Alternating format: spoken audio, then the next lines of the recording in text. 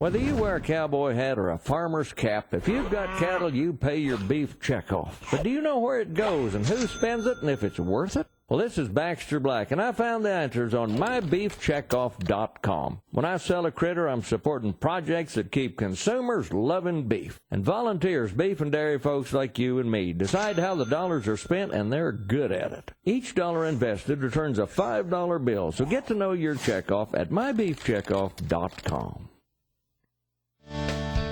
Baxter Black on U.S. Farm Report is brought to you by the Beef Checkoff.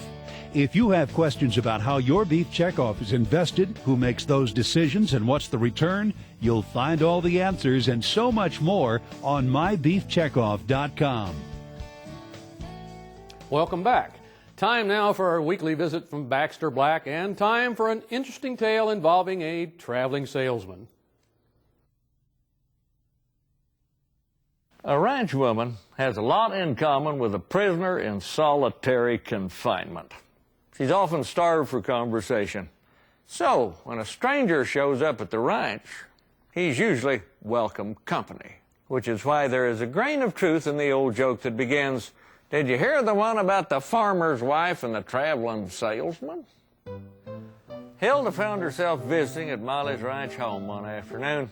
It was a visit that had to be planned, because Molly lived 40 miles from town.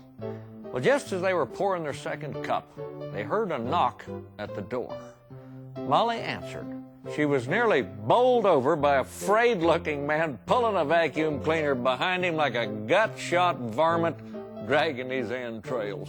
He spoke with the conviction of an evangelist down to his last parishioner. "Afternoon, ladies. Delighted to catch you all home. We're just passing through and saw your cars in the drive.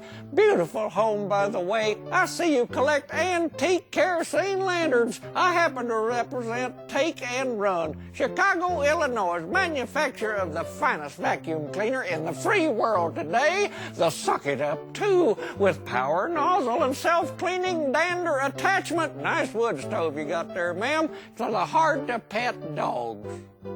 He talked without let-up for 45 minutes, while the ladies sat amazed at his stamina. They drew back in astonishment when he upended a plastic feed sack on Molly's shag carpet. Steel bowls, charcoal briquettes, chicken bones, sawdust, fingernail clippings, volcanic ash, and soybean meal cascaded into a pile. He spread it across the carpet with a sweep of his hand.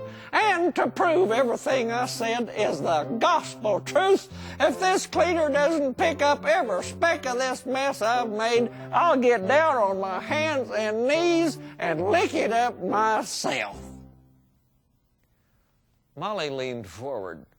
"Well, you better get out your lip balm, sonny. I ain't got no electricity." This is Baxter Black from out there. Next week, Baxter is back to proclaim his devotion to duct tape. Until then, you can check out his work online at baxterblack.com.